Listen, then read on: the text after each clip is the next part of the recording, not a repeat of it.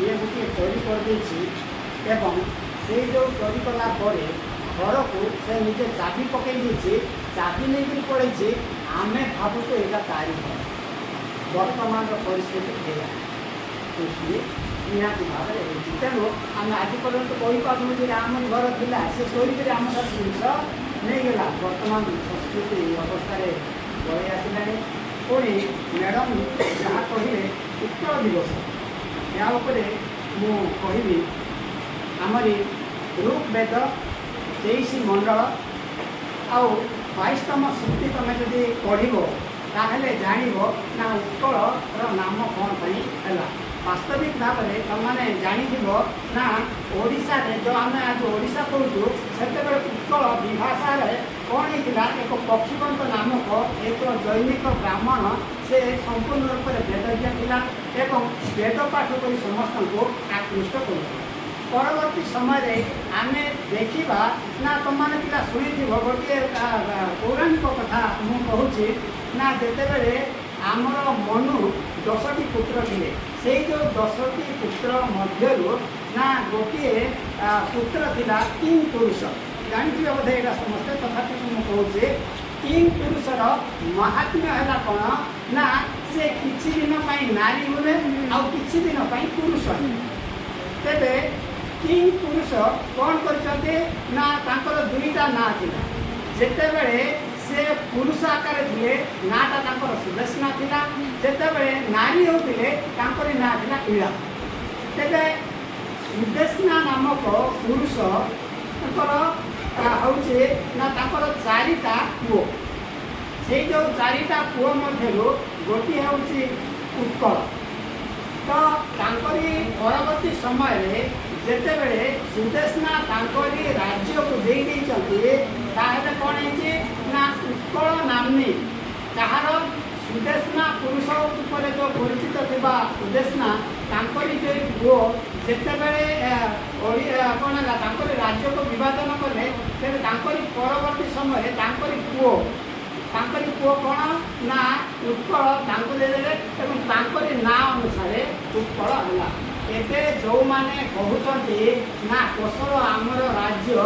वास्तविक भाव में वर्तमान कोशल ही थिला उत्कल बोध हुए से कौन ऋग्वेद पढ़ी ना ऋग्वेद पढ़ु स्पष्ट भाव में लिखाई तेणु तांकरी ना अनुसार है उत्कल एटा तुम वेद में पढ़ ना वेद में पढ़ले संपूर्ण रूप जाने परवर्ती समय आम यह गला उत्कल कौन यहाँ हूँ वेद कथा है तो परवर्ती समय आम देखा राजा बड़ी है अच्छी इड़ा इड़ांकर भी जिते से इड़ा रूप कौन नारी रूप धारण कर इड़ा इड़ांकर भी पुत्र रही से तो बहुत गुड़ा कथा हो परवर्ती समय जिते आम राजा बड़ी थे ना बड़ींकर भी 4टा पुत्र रही परवर्ती समय तो से राजा बड़ींकर जो 4टा पुत्र भाव रही ता मध्य गोटे हूँ ना कड़िंग तांकरी गोटे ना हूँ कड़िंग बोली कहुए केते जन कहती कड़िंग हूँ गोटे गोष्ठीर ना बोली परवर्ती समय बुझा तेरे राजा बड़ीर परवर्ती पीढ़ी कड़िंग कौन करते ना परवर्ती समय कड़िंग पुओ को देते से पुओ जो राज्य शासन करछे परवर्ती समय से जो राज्य में कड़िंग राजा बोली ना राज्यवासी कड़िंग नाम नामित होते यहाँ वेद भी स्पष्ट भाव में यहाँ लिखाई तुम तंत्रजाम ये पढ़ पड़ो तंत्रजामल आमर जदि तुम पढ़ तंत्रजामल हूँ बौद्ध चरित्र एक तांत्रिक नीति से अच्छी उड़ियान बंद उड़ियान बंद में तुम देख ना उड़ियान शब्द लिखाई तुम जो प्लिनिकर ये देख ना आमर जो 7म शताब्दी आसते कौन ये चीन परिव्राजक हुएन सांग से विभाषा रूप से सब रचना कर तो उड़ियान उड्र हो तेणु उड़ियान उड्र हो परवर्ती समय ओडिशा बोली कहुई तेणु ये जो आम देखा हूँ उत्कल जहाँ वेद लिखाई तो परवर्ती समय आम ऐतरीय पुराण भी पढ़ ऐतरीय पुराण भी क्या वर्णना उत्कल बोलिक परवर्ती समय आम तंत्र जामल तंत्र विद्या विशारद ओडियान बंध को आम जिते देखा ता ओडियान भी लिखाई ये तीनटा जो राज्य शासन भिन्न भिन्न भाव में विभक्त होता मैडम जोटा कहले ना उत्कल को से विरोध कर कौशल बोलिकी मो दाबार सहित कहली जदि वेद कथा सत्य होता है तेज आज जो कौशल कहते वास्तविक भाव में उत्कल किंतु से विनीत पूर्व से विनीतासुर बोध बोलिक कहते बहुत बड़ कथा हम ना हूँ उत्कल जिते ओडियान कौन आम जो कहवा मो अरुण से कथा कह भावुली ना आम बर्तमान जो गंजाम अंचल को आम जो बुझाऊँ ता ओडियान बंद बा उग्र देश बोलिक नामित होता परवर्ती समय आम भाईयान देखा ना चीन परिप्राज हुएन साइन देखा से सप्तम शताब्दी में उग्र देश बा उग्र निवास बोले रचना कर तो ओडियान बंद बा ओडियान देश उग्र देश है परवर्ती समय कलिंग नुहे कलिंग राजा बड़ीकर परवर्ती पुत्र राजा कलिंग नामानुसार है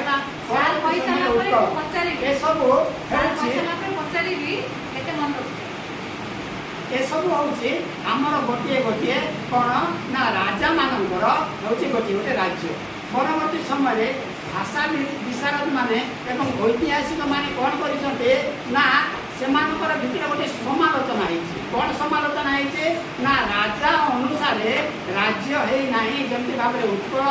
आउ थे पुणी कहते ना कलिंग एक कलिंग गोष्ठीगत शब्द बोली कहले परवर्ती समय ओडियान बंद गोटे तांत्रिक विद्या नहीं बोलिक ये कले यहीटा हूँ आपण मैंने शुणी थे प्लिनी बोली गोटे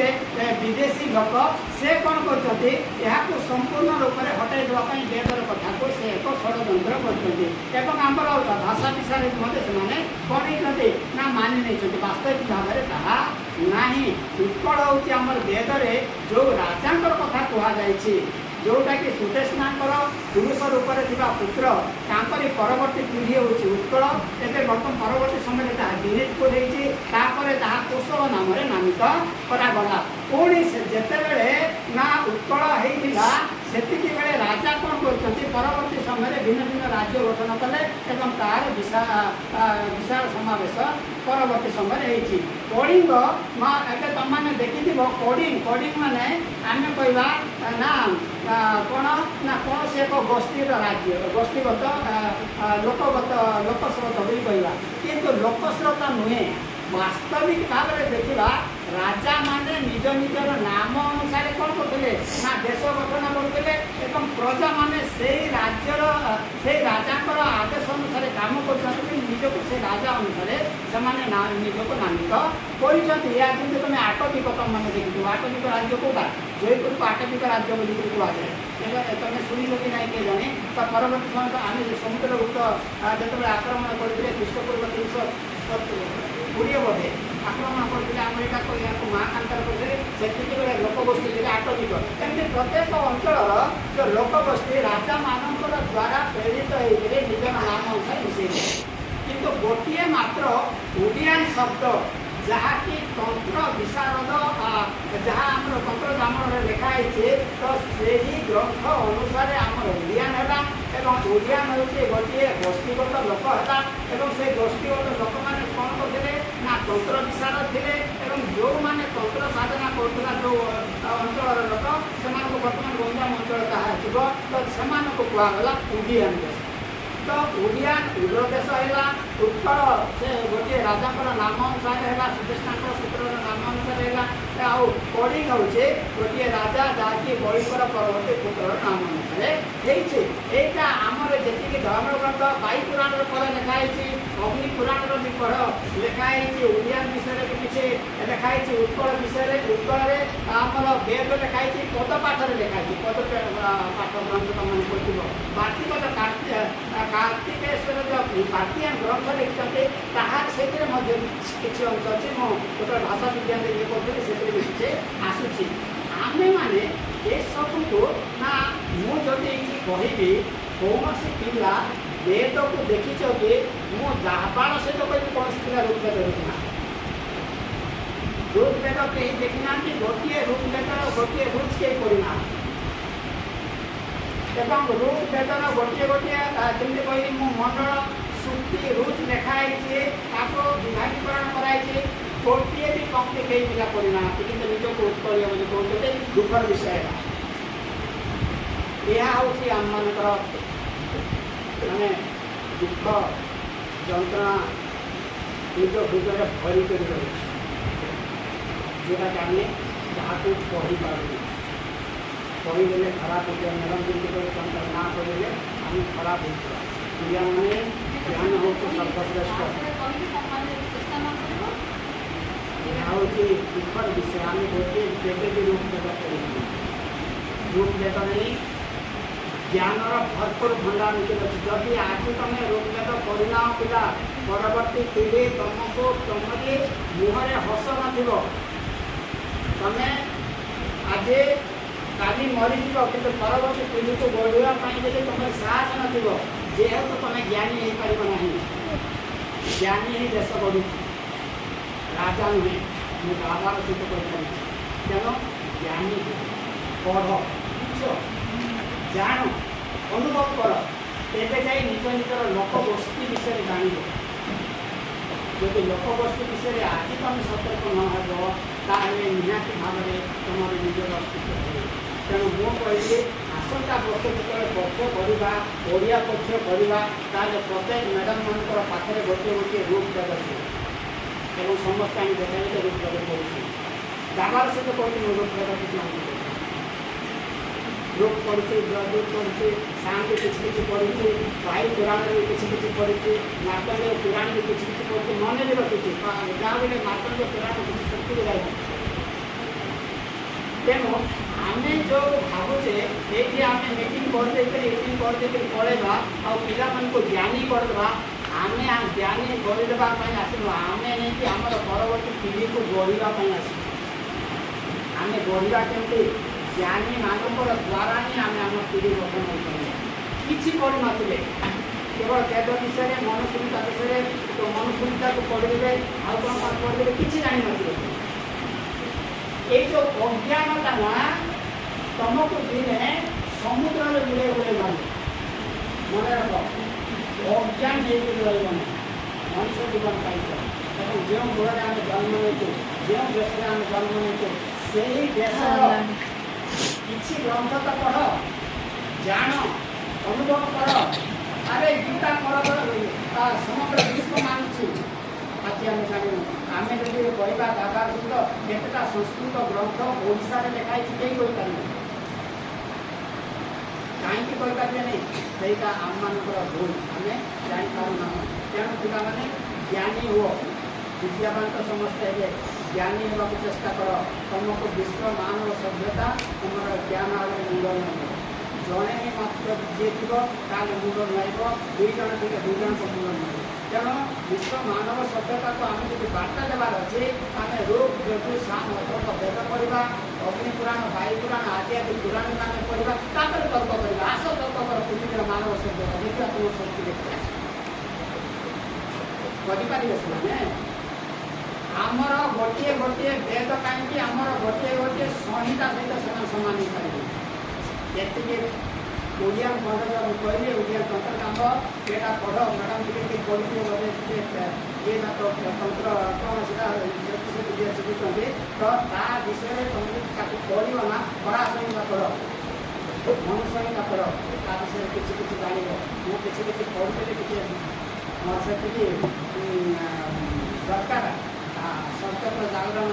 परवर्ती समय छाड़ी तथापि आम चेष्टा करवा आम धर्म